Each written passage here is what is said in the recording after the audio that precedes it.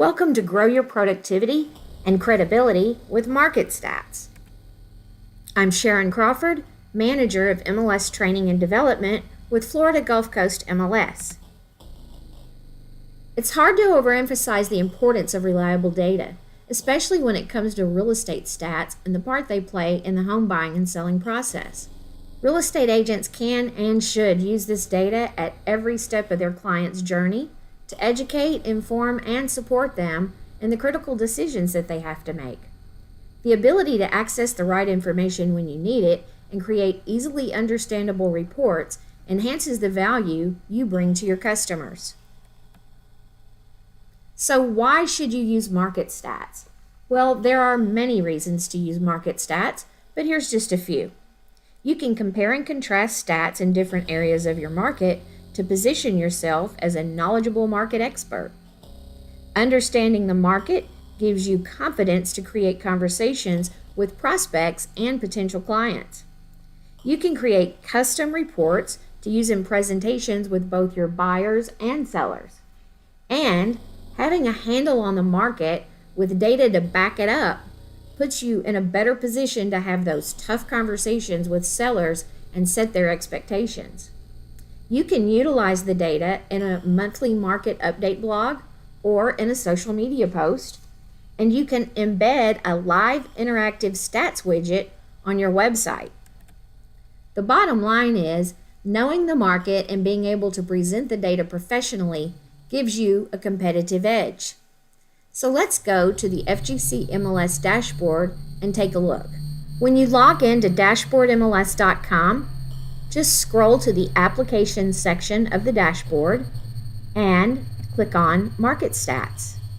That opens InfoSparks, which is our market stats platform. When you launch the application, you're seeing the stats for the entire MLS coverage area.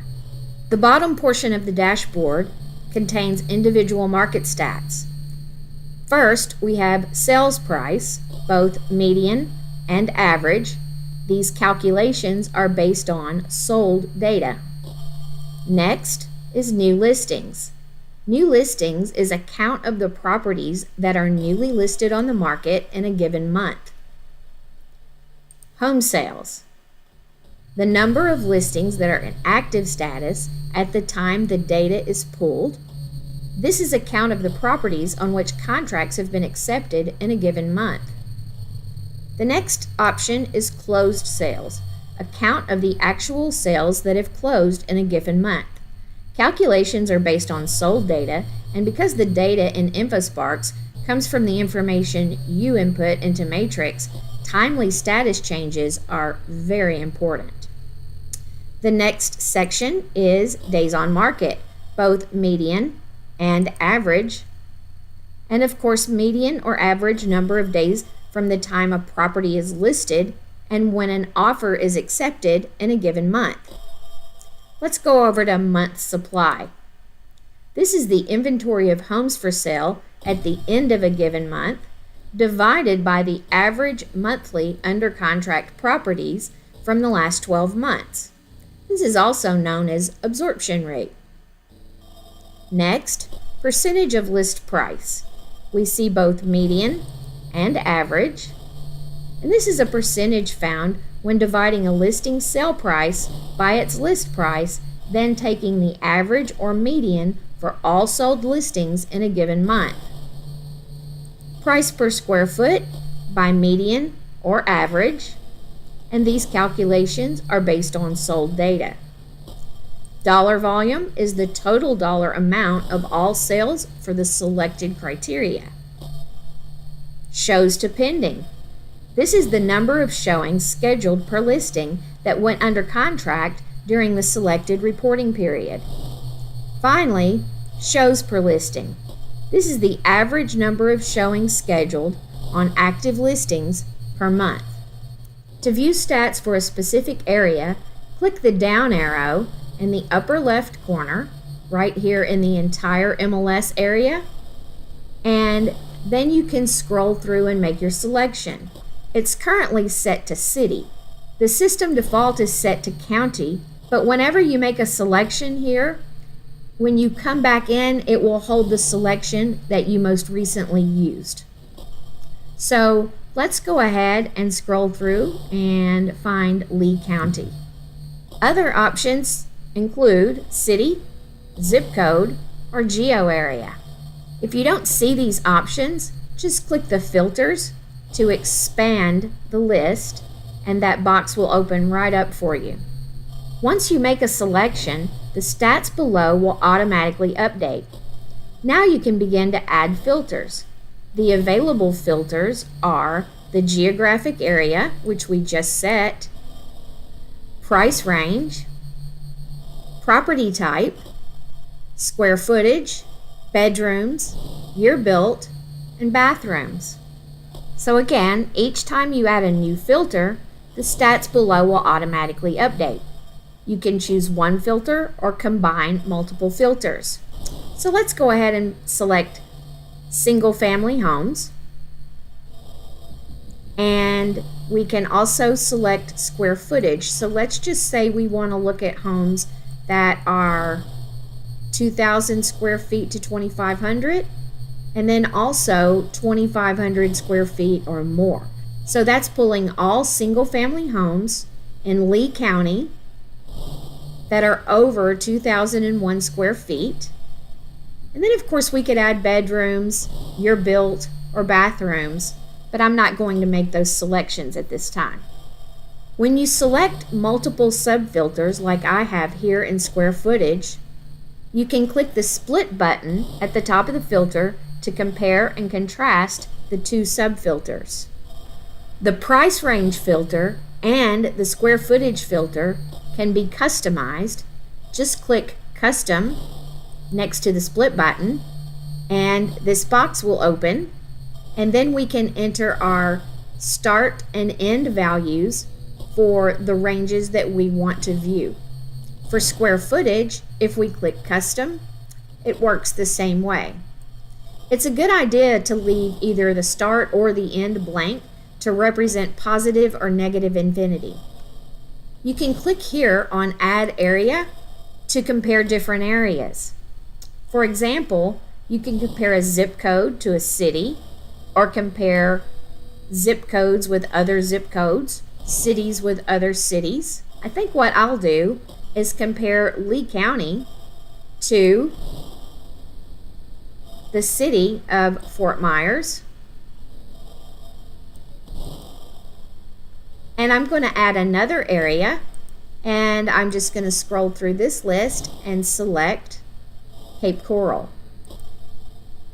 And you notice each time I make those changes, the data down below does update. Once we've set all the criteria, we can now return to the bottom of the screen and utilize the metrics down below to review the information we're interested in seeing. Other adjustments can be made as well. We can change the graph type, we can change the timeline, and we can change the data. As I hover over each one of these, we see the pop-up that gives you a description of exactly what that means. So here we have the graph, and these are values and trends for a specified timeline. So let's look at the bar graph. Just clicking the down arrow, we'll select the bar graph, and we see that with the bar graph, we have a little different look, but sometimes this can be more effective depending on the type of data that you're pulling. Now for the timeline, if we click on the down arrow here, we can change the length of the timeline from 1 year to 2 years to 3 years. So let's just go ahead and change that to 1 year. 3 years is the system default. And then we can change the data. So if we select monthly, each data point is 1 month of activity. That's going to be month to date activity. So it would be from the first of the month to wherever you happen to be in the month when you look at that information. If you choose 3 months, for example, each data point is for 3 months of activity. It works the same way for 6 months, 12 months, or you can also select year to date. Other options include print and share. Click the print button to print a PDF of the chart. At the bottom part of the chart, you'll see the areas that you chose to pull into the chart, as well as the data that you entered and the date that you pulled the report, and then where the information is coming from. So you can choose to download this report and save it to your computer, and then of course email it to a client, or you can print it and take it along with you for a presentation. You'll notice that the top portion up here is branded.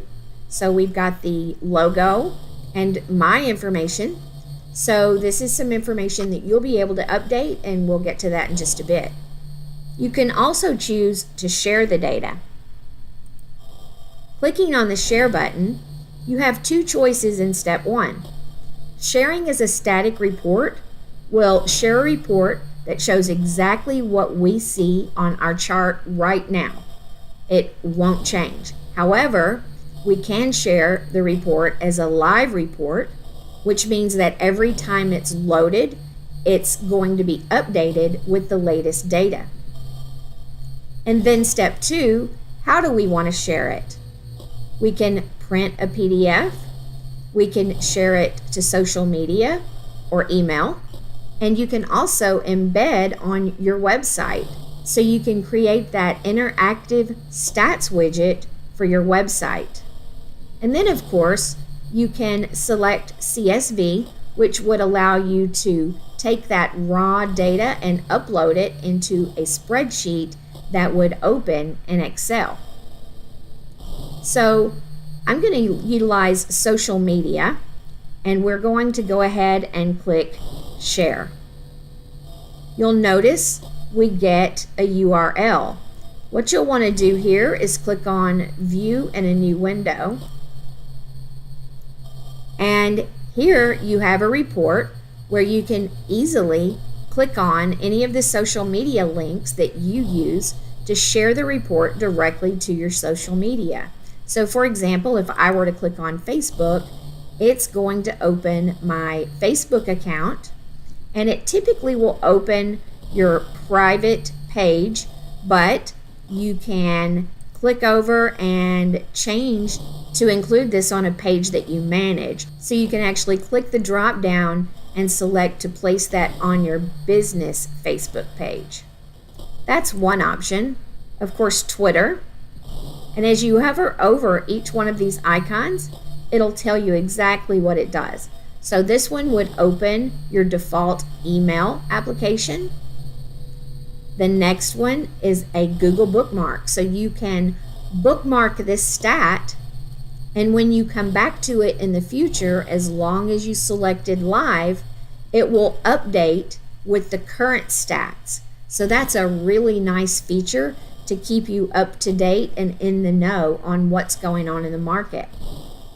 Clicking the plus sign allows you other options. You can share to Twitter again, you can print, you can post on Pinterest, you can send this via Facebook Messenger, Tumblr, again, open your email app, and you can post it on LinkedIn.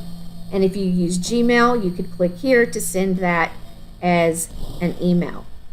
I'm just going to go ahead and close that window. You'll notice down at the bottom you have that same information that we saw before. So it's showing the areas that we pulled in, Lee County, Fort Myers, and Cape Coral in this instance, and the date we pulled the report. And also it indicates the data point that we used, and we chose the 3-month rolling average. You have the same options down below as you have right up here at the top. And then you have the option to click here, and what this does is it will create a PNG, which is a picture, a photograph of the chart, and you see it's branded right across the top. I'll close that tab. And then once again, you have the opportunity to click and import that data into an Excel spreadsheet. And of course, you can set this up in a way that suits your needs. I'll just close Excel. So this actually really looks a lot like the PDF. However, as you hover over the various data, you will get the associated information that you're looking for broken down into the areas that you've selected. Now let's take a look at how we can embed this chart into your website. So if you were starting from scratch here, you would just click on Share. And this time you would, of course, want to make sure you're on live. And then we would select Embed. It's asking if you want it to be that static image, which would be a PNG file, or interactive. So if you're going to embed it on your website, it's a good idea to go ahead and make it interactive.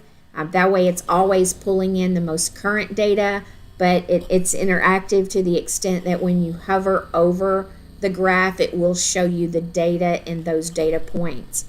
And then of course you're going to select the size. So depending on your website, you know how much size you might have available. So you can choose either a small, medium, large, or you can set a custom size.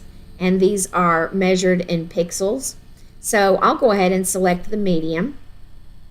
And then we're going to click Share again. This time we're going to get a copy and paste code. So this is a snippet of code that we would want to copy and paste into your website HTML or provide to your website developer so that they can add the widget to your website. Now let's just go ahead and close this. Before I do, notice you have the Start Over option. Anytime you want to click that, then you can just start all over again. I'm going to go ahead and click Close. A few other items that are important to point out to you on the dashboard. You have the question mark in the top right hand corner. If we click on that question mark, you notice that it opens up all of these text boxes, and these text boxes explain the various metrics and other data and information on the dashboard. So that can be useful if you should forget something. Just going to go ahead and click it again to close it. On the menu bar, you will notice that we are currently on InfoSparks. That would be the dashboard. And then we can click over to User Manual. And here you'll find, based on topic, a variety of helpful tutorials and videos and other information. Scrolling back to the top, we'll click on Profile. Some information in the profile is automatically pulled from the MLS, but you can click the Choose File button to select your logo from a file on your computer, and you can upload that logo. And then down below, you'll notice that some of the information is grayed out. You can deselect the checkbox and change the information you see here, so you do have that manual override. But just look at this information, verify that it's correct. You can deselect here in the website address. Go ahead and enter your website address there, enter that URL, and when you're done, you'll want to go ahead and click that checkbox again. You can enter your preferred contact phone numbers. You can enter your tagline if you have one and you would like to add it. You can do that here. When you're done, always click those check boxes. So here under professional title, you will enter your title. You could enter realtor, for example. You could enter broker or agent, sales associate, whatever you prefer to add. That will be your professional title. And then this information should automatically be populated, but make sure it's correct. Deselect that box if you need to change anything, and then reselect it once you're done. When you're all done with everything you want to add, just scroll to the bottom and click on Update Profile.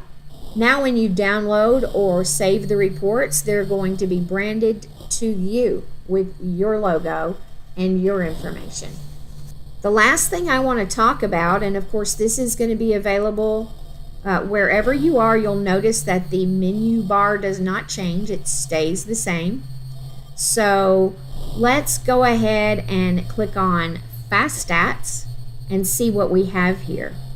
You have a number of reports that you can pull that can be very informational for you to help you learn and become familiar with the area if you're new to the area. But you can select that area by county or by zip code, and then if you scroll all the way to the bottom, you'll notice you can also select these cities. So I'm just going to go ahead and select a zip code. Then you'll want to select your time period. So if we click in the box, let's just go ahead and look at the most recent information, which is currently January 2022. And of course, we are looking at local market updates. So this is going to give us market update information for January of 22 for zip code 33914. Just click on View Report. This will open in a PDF document, and you can see the information that it provides.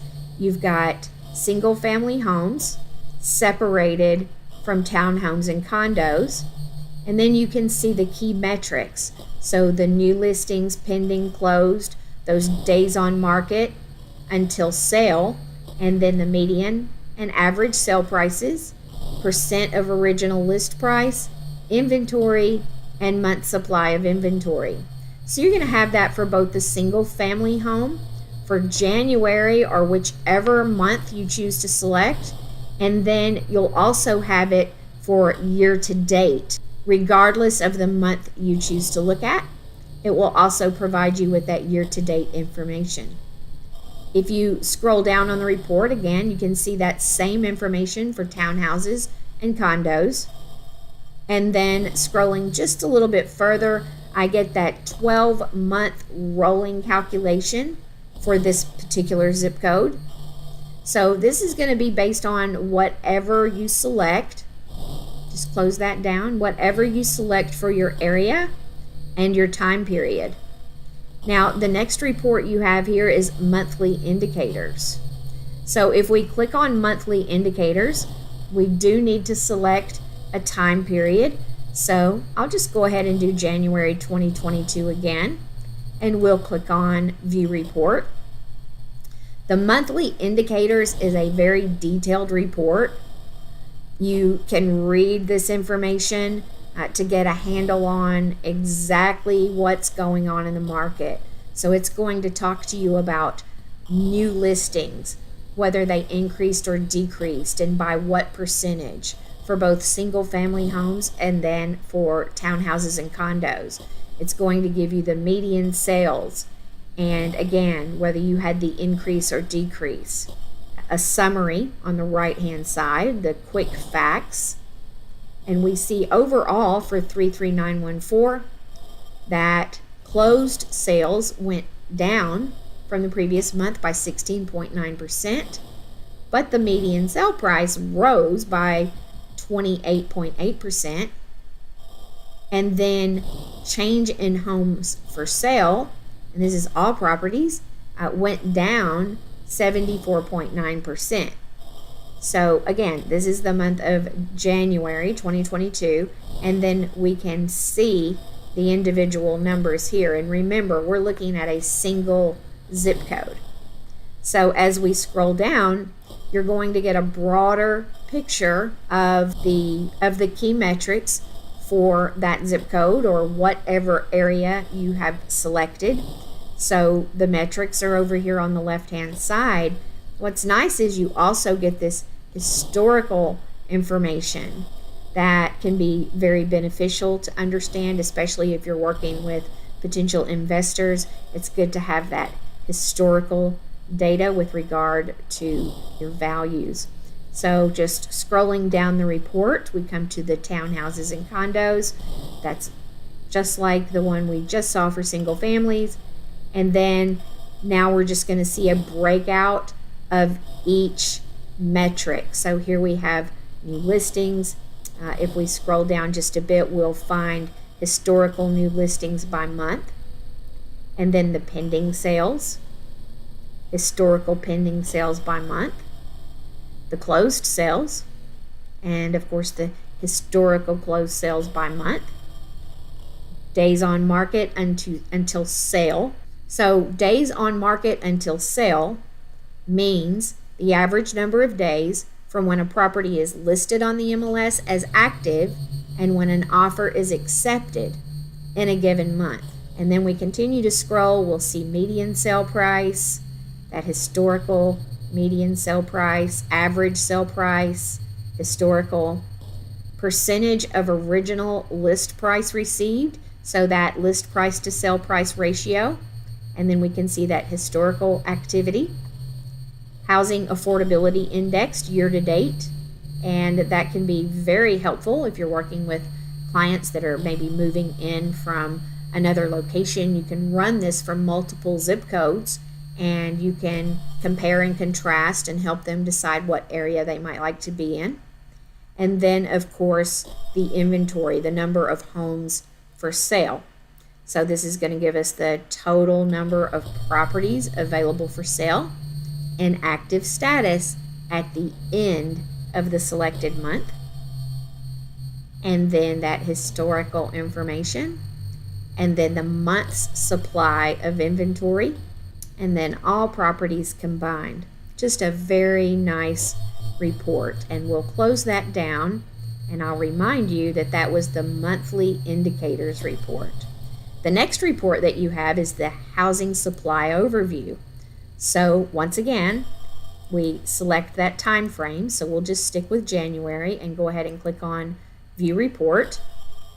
The housing supply overview really lets you drill down and see some very helpful and interesting data based on a rolling 12-month total. So I'll just briefly scroll through here so you can see you have all properties, and then you've got the breakout of single family homes and townhouses and condos, and then your days on market. You even have your bedroom count included here, median sale price, percentage of original list price, so again that sale price to list price ratio, your inventory, your month supply, and that's it, that report. So that is the housing supply overview. I'm going to close that tab. The next report we have is the monthly data sheet, and we'll just stick with January of 22 and click View Report. Here we have listing and sales summary report for January of 22, and this does not just include the zip code that we were looking at earlier. As you can see, you've got your cities, and then you've got a breakout of the zip codes, so you can really drill into this information and compare and contrast these zip codes just by pulling these reports. Closing that tab. The next tab is the showing time showings report, so let's just go ahead and stick with January of 22 and view that report.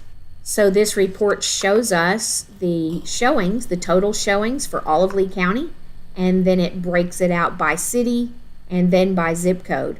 So we can see the total number of showings, we can see the buyer interest, and the number of managed listings.